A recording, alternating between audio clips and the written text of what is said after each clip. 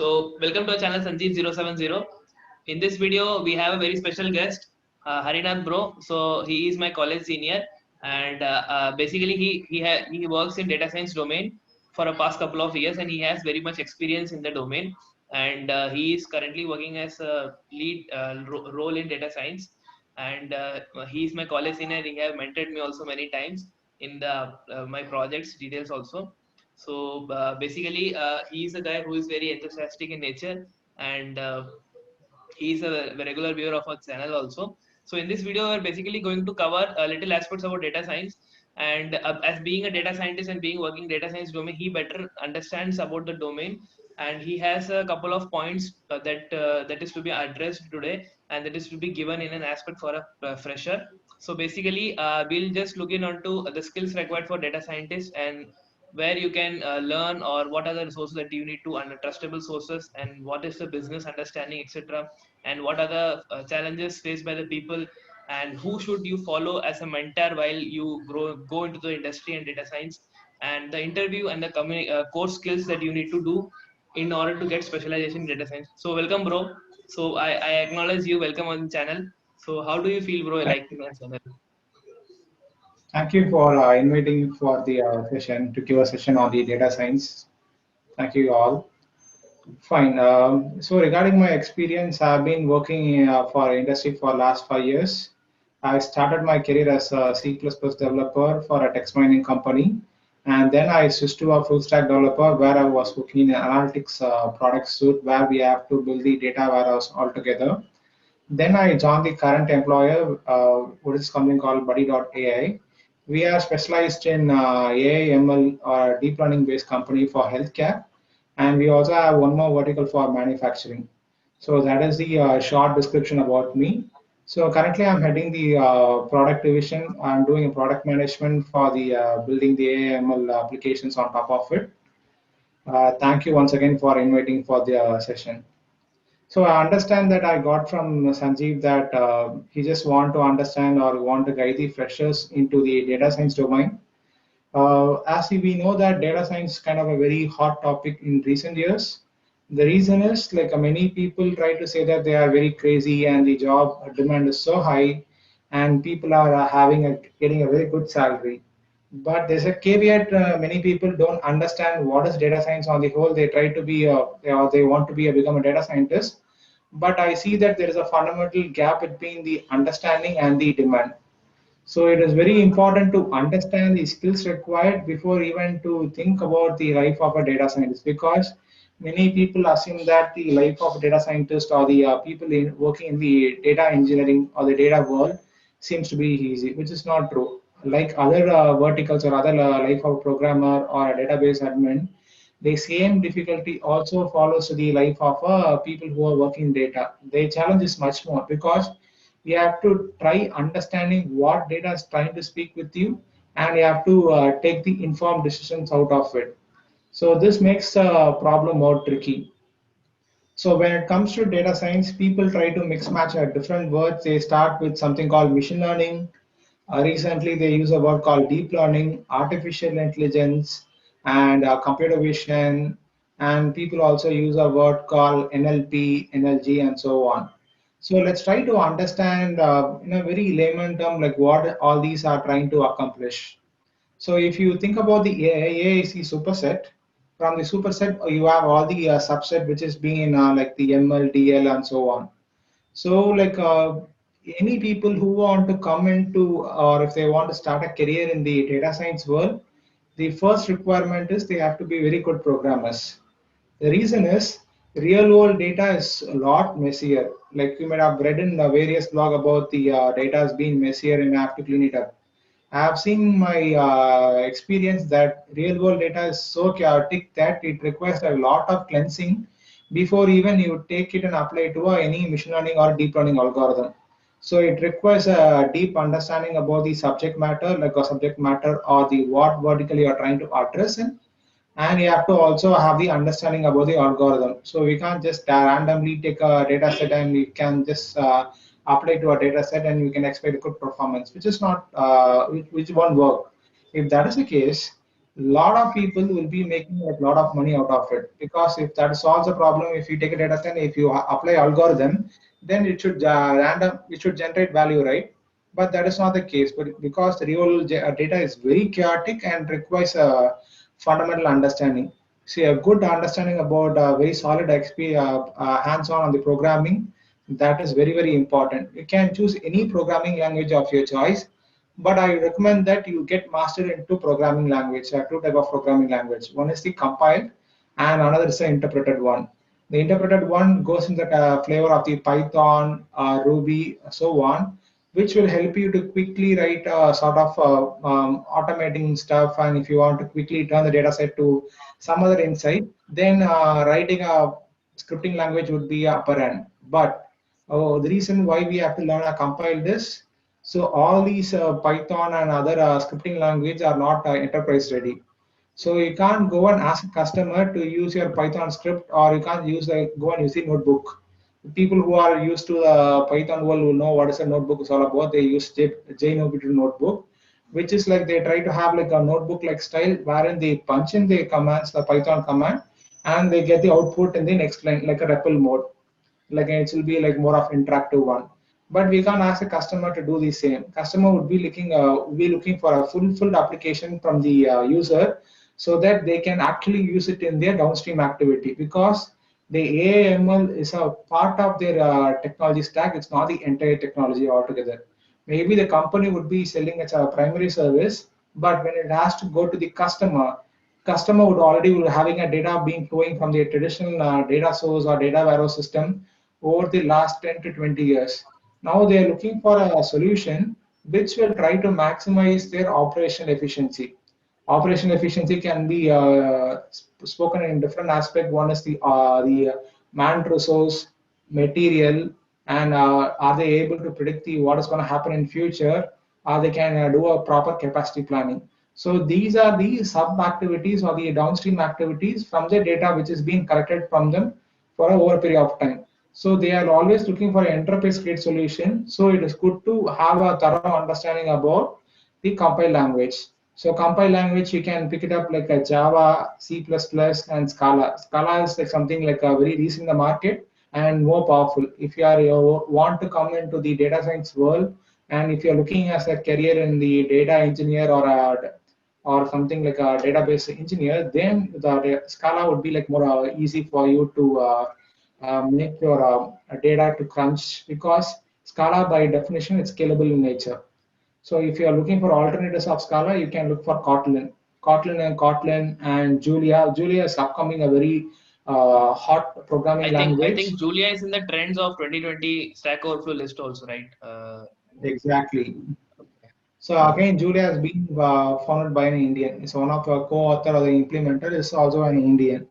So he tries to make sure that the implementation, all the language caveats, which is the problem being reported other language, is trying to fix in a programming language, which is like a CPU optimized and GPU optimized as well. Okay. The code you take and run from a Julia can run on both CPU and GPU, which is a great deal, because if you have to run a code from some other language, it requires a lot of processing from the user end to run it in the GPU level, because GPU instruction sets are different and CPU instructions are totally different from each other. They So are not by aligned Julia, parallelly, like okay. exactly. So Julia offers on off-the-shelf support for the CPU and GPU for you.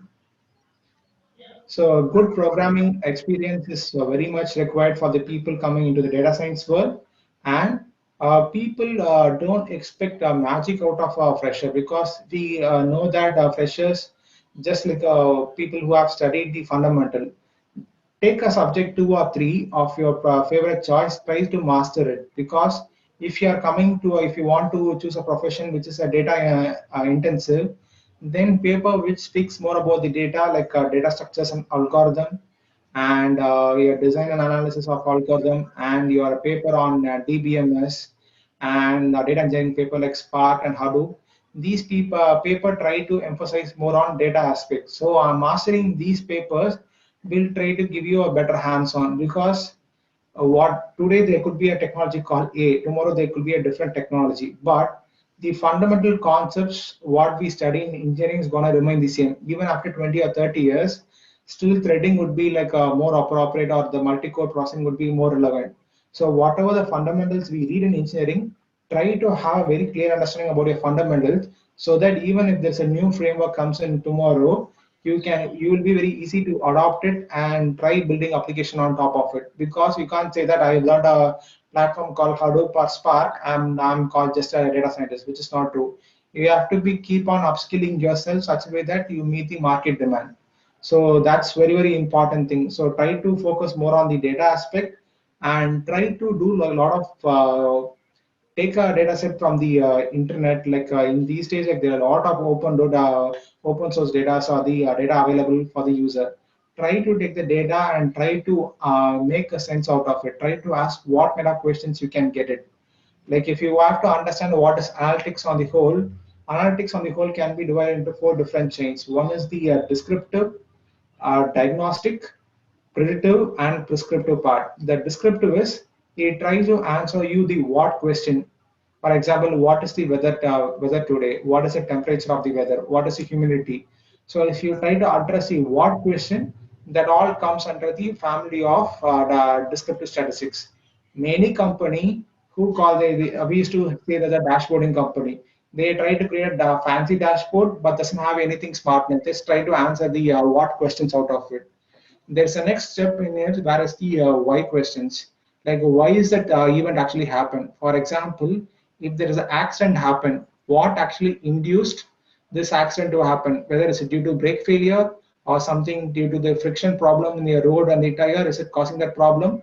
So it is trying to get the why answers for it. Or if there's a call drop happening in the data center, what is the reason? There's some server is misbehaving it. Because of that, we have a call drop. So understanding the why part is a second level. The third part is about the prediction. Will it rain tomorrow, or when will next time it will rain? So these questions will try to answer the next part of the future. People are more interested on the future part, like when is this event going to happen, or able to predict the next set of action item. So that is the objective of the predictive power.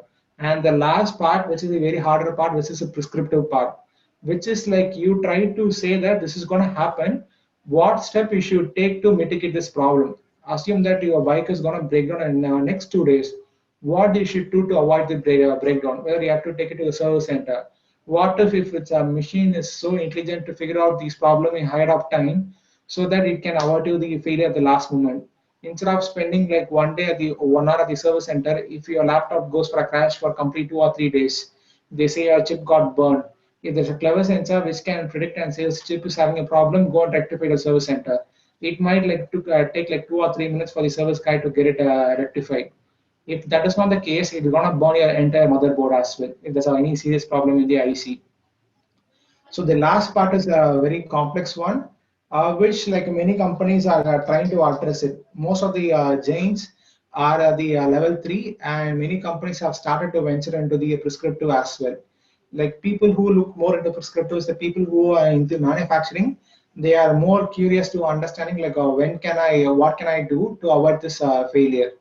So having a good programming experience and get your fundamentals strong, like what are the papers you choose, get your fundamentals strong and try to play around with your data. And if possible, try to make your hands dirty by contributing to open source project. I know it will be very hard for few people to contribute, but do as many projects as you can.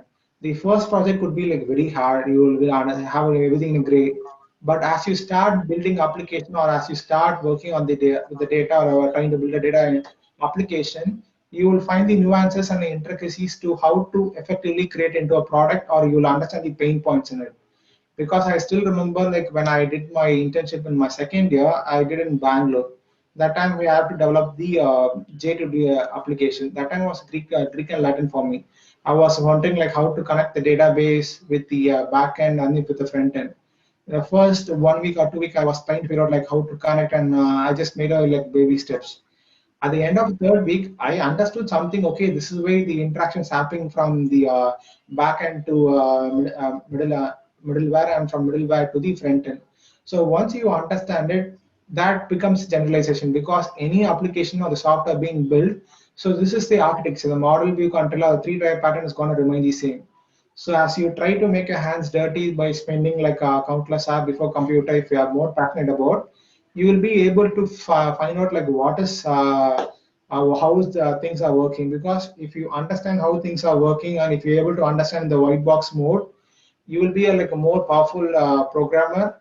You can understand how the system works, and you can also try to contribute back to the system by writing a module to it. Because if you have to support or write a model, piece of module to a software application, only if you understand the software internals, you will be very easy to write a piece of code which doesn't affect it and also tries to improve the system performance. So understanding it is very, very important. Fine. And the next one, where people can learn about the machine learning and data science. Many people I have seen is they used to say that I used to learn from Coursera. Perfectly fine. But they are like very good tutorials from NPTEL, like which is NPTEL is a government-based one, which is being taught by the IIT professors. So if you look into the course content of IITs, which they teach on data science and machine learning and deep learning, there are a lot of good tutorials on top of it. If you try to understand these tutorial, that would be a point number one. And value-added services, like you can also take up the course like Andrew NG course on the machine learning, introduction to machine learning, which also will try to make sure that you make your hand dirty and try to understand it. Because machine learning is all about the math.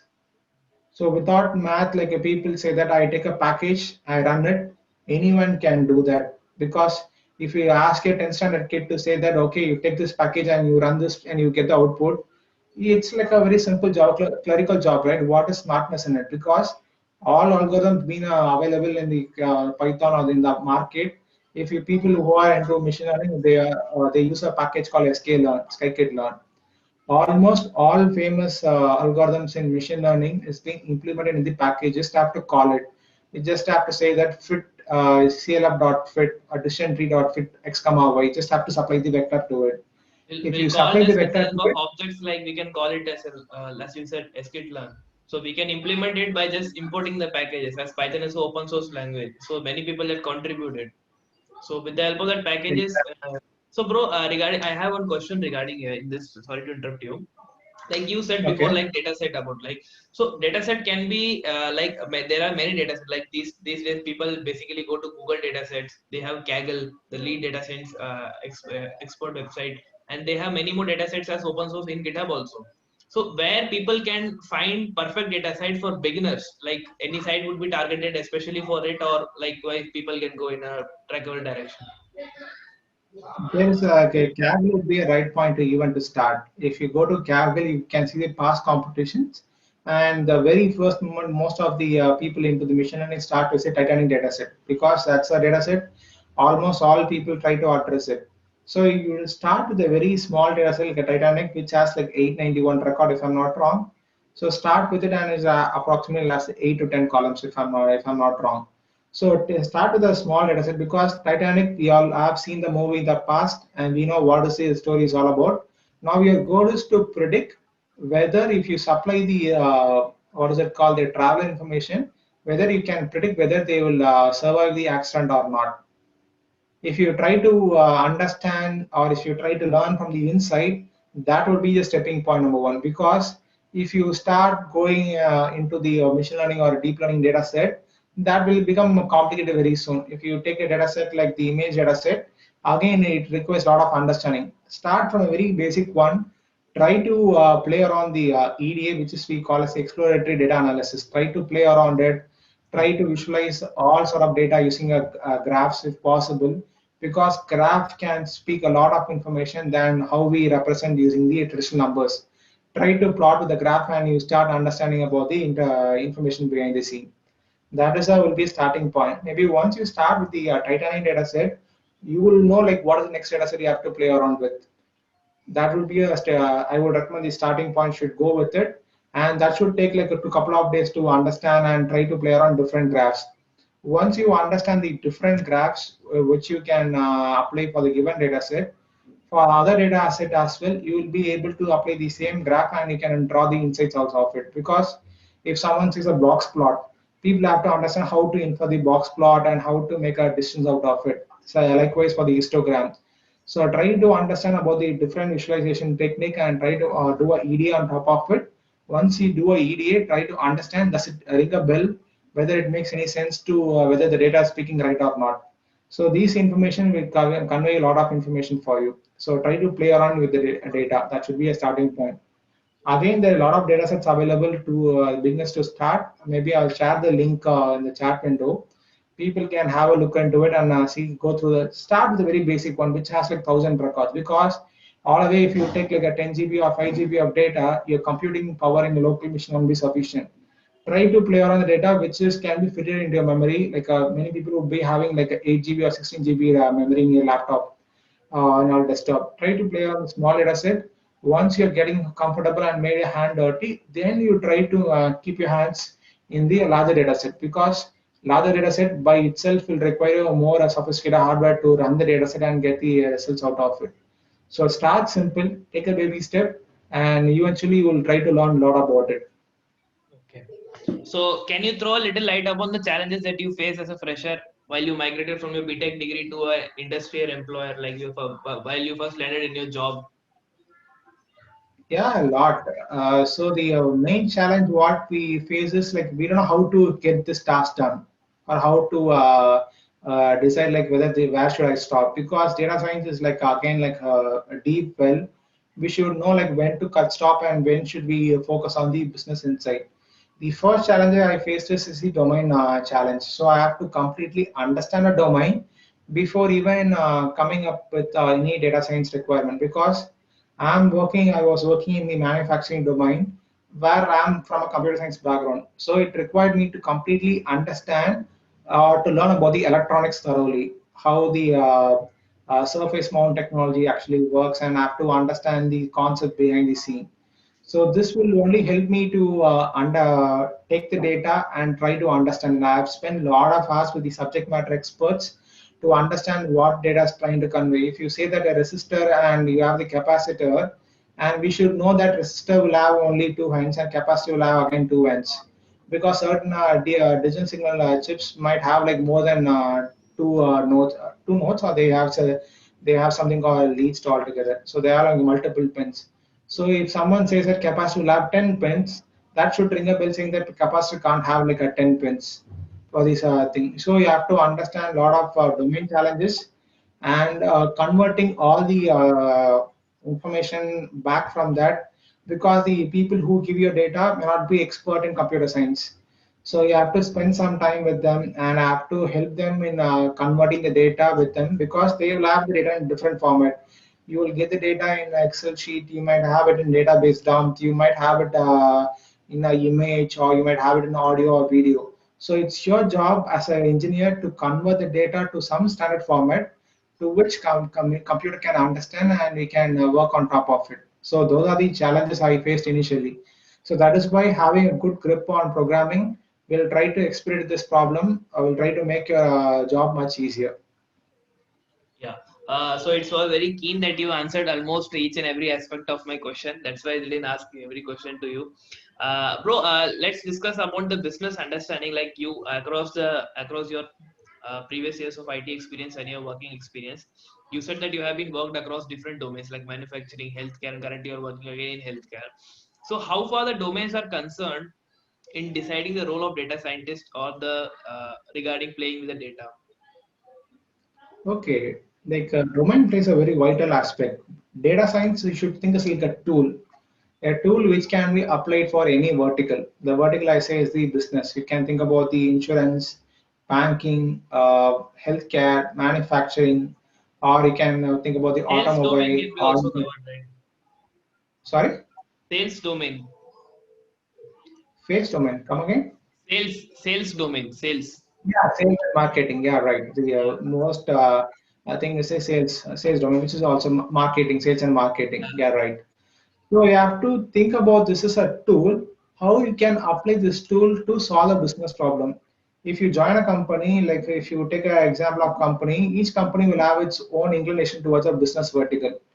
So if you take an example of Microsoft, they are the company who just want to sell the application back to the consumer.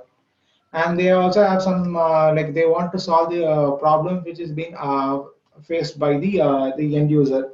So likewise, in case of our company, we try to help the people into the healthcare, try to automate their solution, try to make intelligence from the healthcare data. Likewise, each company will have its own sort of areas like where they like to play in. Few people will have in finance as well.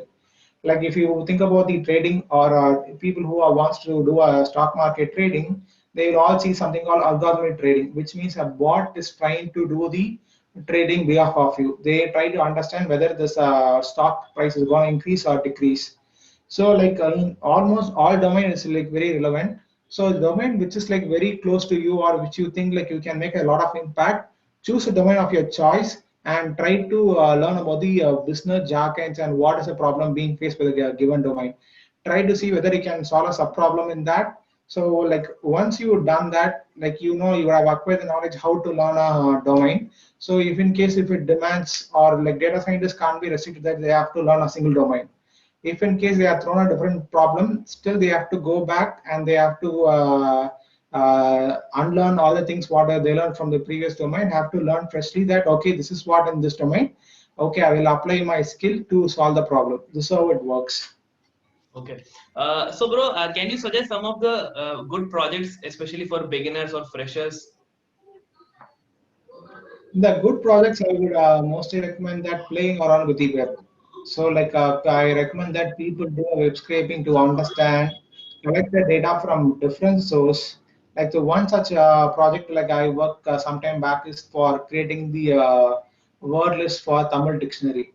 Like you all might have heard about the dictionaries for English, but we had a challenge which I was part of open source community where they asked we have to build a dictionary for a Tamil language. So what we had to do is we had to scrape the data from several websites which is available in the public domain, and we have to build a corpus for it. So yeah, as you can think, like once you have to start collecting the data from the real world, so you have to also clean the data because data coming from the web page would be like very chaotic. You have to clean the data so you can try to understand like what words you can apply on top of it. From that, you will be able to get the unique words.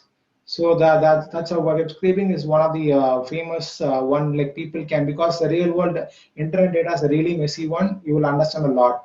Once that would be like a very starter one, and the next one is you take a data set like New York taxi data, like which is available in the public domain. Try to ingest into the SQL or any data store and try to query and try to find patterns out of it. What is the frequent number of taxis you get? So as you try to understand the problems, why there's a dip in the fares been happening, you try to start asking this question. So these two will be like a very entry-level projects for the freshers to understand more about the. I'm just speaking about the just say data engineer part. Still, if they want to go deeper into the ML or DL, they are like other projects. But I will always suggest that you take the baby steps of understanding what is the data and try to play around with the data and try to massage it. Once you are getting comfortable in it, then you can start keeping your steps in the algorithmic world, because uh, that requires a mathematical understanding like how when to apply and where to apply it. So you will have to take a small steps. But most of the freshers, I would recommend that start with the data pipelining and designing paper pipelining, like learning about the framework like Spark, Cassandra, Elasticsearch. These tools will be like really handy because these can be mastered by even in the college kid, because you just have to spend like quality amount of time with the tool and you can understand the first level basis what industry is expecting from you. So you could able to understand most of the concepts. It requires your passion to understand these concepts. That's all. You should be good to go. Learn about these tools. That should be a very good starting point to go further. Then what you can do is you can, as you said, like you can take like a package like in Python, try to play around the algorithm, try to understand like whether they are able to predict the given response, because machine learning is more about how you try to learn a function which maps from the given input to the output. For example, if you give a temperature of last 3 days, can it predict the tomorrow's temperature? So your input would be like a temperature of last 3 days, and the output objective function is to predict the next temperature of the next day. So Okay. that's how the input and the output function f of x equal to y. So that's how the people call it. So there are a lot of algorithms into the picture. start with the classical statistical algorithm like the linear regression and the decision tree. That should be a starting point. Many people to come and once you make your hand dirty in these algorithms, try to understand how a decision tree is trying to make a because a decision tree is like a white box model, I would say, because it tries to say that how it derive the prediction, how is able to determine it. So I think these algorithm would be like more self-explanatory because it try to say that how it took a decision to arrive at this number. Because if you go into complex machine learning algorithm, they have something called black box model. You don't know how this decision being taken or being deduced. So it requires a lot of analysis behind the scene if you have to understand how model works. But the algorithm like linear regression and the decision tree will try to explain you how the decision is actually being taken, what is the influencing factor for decision to be obtained. So that will be a stepping point for the fresher to start. Okay. So these are a couple of ideas that you gave as a fresher. So bro, this is the last part. Like as you said, if you hire a fresher now currently in a position like if somebody asks you to hire, so what are the basic qualifications or skills especially? Let's not term it as qualification. Let's term it as skills. So what are the skills that you would expect from a fresher that he or she would have as an entry point in a data science or NLP domain? So, which are the proper data set that you require from as a candidate in current scenario? Like for freshers, we expectations are very clear. Like as I said, they should be like a very comfortable in a programming language of their choice because we try to see the logic, not the programming language on the whole. So if they are good in programming, they're able to convert their thought into a piece of code. Excellent. Then how much their passion towards the computer, are they willing to take up any challenge, are they willing to take any sort of challenges in their career to understand and try to learn from that, because we all started from point zero. From that we started point zero two, we would have reached expert level. The curiosity and the attitude is very very important. So if you are having a learning attitude and if you also exhibit that you can work and solve the problem, those are like very excellent skills. Again, like in order to like people have to filter out, they try to make sure that you are strong in fundamentals as well, because many people I see in interviews, if I ask you what is their laptop specification, many people are clueless like what is their laptop spec is all about. They're on like, oh, okay, they're having a computer, even people coming from a computer science background, they are very clueless like what is it, what is their process is all about. That should not be the case, because computer science engineer at least know what they are dealing with. It's their part and parcel, right? So understanding the fundamentals is very, very important. If you have your fundamentals strong, then you can learn any framework or any technology in future as well. So the fundamentals, just take to the two or three favorite papers, because interviews are very keen. They'll be very loud to hear like what you have learned in your engineering and what you have actually learned outside your college. So like where all you went and learned from the workshop and conferences, whom all you met, what are the projects you have taken. Try to make it more indulging. Don't try to say that I've been doing the same stuff. What is college taught me? No one is gonna like you. You should have shown that interest that okay, out of my own interest, I'm able to do it. So that gives a clear indicator for the interview that okay, the candidate is being hired, he can potentially get the job done. That makes it right, because everyone knows that fresher sometimes fresher could be like a very they'll be more seasoned than the 1 year or 2 year guy altogether. But if you are more curious and have a passion towards solving the real world problem, then you are the most loved person by the interviewer. Okay. So, is there any necessity skill set like this algorithm are the most asked questions in the interview, like for data science interviews? So, any such questions are common? Like every company asks this. Any such questions are there?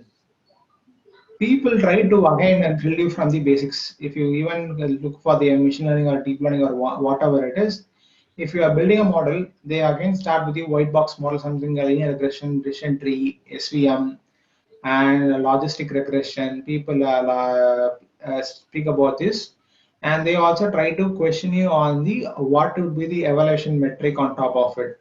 So if you are building something, you should be able to measure its performance. So how good you are learning the performance metric? Like people will be saying like accuracy, precision, recall. Are they really understanding what is mean by precision and what is a recall? what is the difference between among it, when is precision is very important, when is recall important. So whatever you do, even if you learn a small amount of thing, try to understand it completely so that even if the interview is trying to provoke you on certain aspect, you will be able to answer it. It is not that how much you are learning too much. If you even learn a small amount of information and learn it with a full understanding. If you have full understanding about the given subject, definitely you will be considered for the next level. Okay. So these are the couple of things that basically user have asked me to ask you the questions like it was previously mentioned in the comment section also of the videos.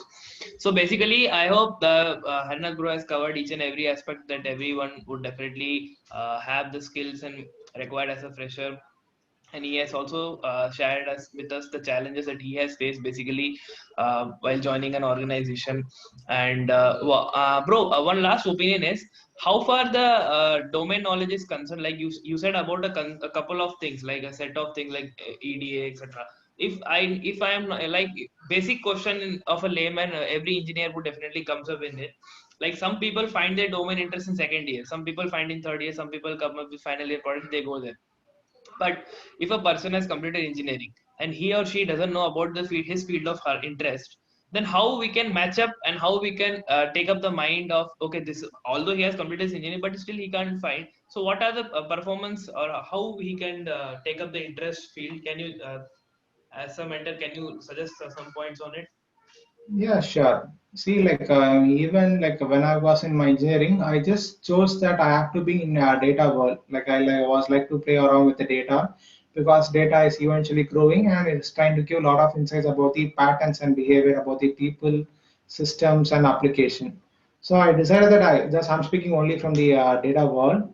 Like deciding the domain, like whether it's insurance or finance or the healthcare, that is very subjective because once you join a company, you may have to work towards a company goal, or you can do the other way also. Once you decide that I have to go into finance, or choose your which is to your heart, it's like more of like a personal preference. Once you choose that I have to be into this domain, okay, done. Learn about all the concepts. Like if you are into stock market, learn or what are the stock market, how the stock market works, and hedge fund and all other aspect. Then there will be a company which will be working for the given domain. If you think like companies like who's working in the let's say finance or maybe like which company I can quickly recollect on it, uh, which into a domain. Okay, let's take an example of insurance. Even HDFC or the James, like what we see, like HDFC or the US thing, they also have like a requirement on the insurance domain, right? It's like more of a personal preference. The next thing, if you decide that okay, this is my life, try to search for an employer who also works in the same domain, whether your understand your alignment and the company alignment all matches to all together, they will be allowed to have you on board because your interest and their interest matches to each other, right? It's all about mostly about the personal preference. Or you can think like what domain excites you a lot. If people wants to make an impact on healthcare, yes, learn about the healthcare challenges. Like the simple one is like if you want to predict whether the COVID is going to happen or not by analyzing a chest X-ray, try to understand like what are the patterns you have to look from the chest X-ray. What are the anomalies you have to make out of it. So that should be a like it's more about the personal preference, I would say. Like people can think about the domain which they like to work onto it. Like that can be done easily. Most of the case, like the if you have to start into it, you can always start with the sales and for marketing because those are assets available on the market for you. Again, the stock market, it's all the public data. Even if you have to go and check the last 20 years or 30 years of a stock history, that is available at your disposal. It's completely free of cost. You just have to write the API to get it done. It's mostly personal preference.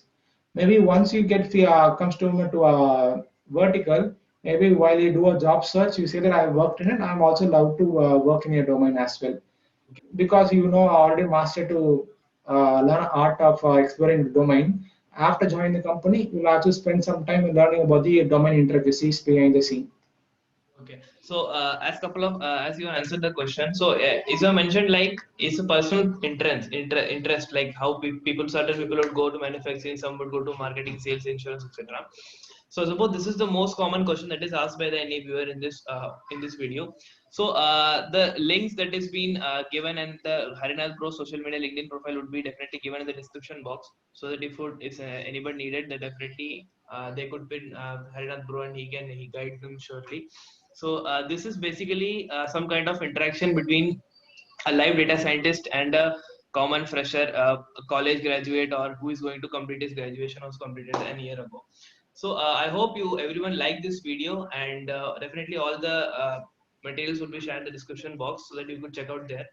And any message you want to give to our viewers, bro, especially for our audience, like for our channel, how far you follow our channel? Okay, Sanjeev, like one last correction. I'm not a data scientist. I'm data enthusiast altogether. Okay. So I do a machine learning and deep learning part, but I still don't qualify myself as a data scientist because it's like a big title altogether. Surely you will become in Because future, and my heartily wishes to you. maybe, maybe because yeah, one more last point I like to address here is like people who wants to work in research or in these areas, we classify into four people. The R1 is people have understanding about the machine learning, deep learning, and very good at STLC. They would call us an R1 researcher. And people who can understand a research paper and implement the same. If I just randomly take a research paper and give to you, that comes under the family of implementing the research paper because you have to understand the problem and should be able to implement it. The third is you read a research paper and you give your more additions to top of it, like a topping to a pizza, like whether you can add value service to it. The fourth part is that coming and developing a own algorithm out of the box for a given solution. That is the R4 research, which we people call as a data scientist. Till that, people will be like R1, R2, or R3. That's R4 will take a lot of time to reach in their career aspect altogether. Okay. So yeah, that's all for this video. Hope you like the video, and do hit the like button, and subscribe for the channel. It would be great support. And if you really like the content that I put, do share the video also. And links would be definitely shared in the description. So thanks, bro. Thanks for coming in this video and taking part in a special episode. And you have taken up a free time from your busy time, and you have shared the few details with us. Thanks, bro. Love to collaborate. Bye bye.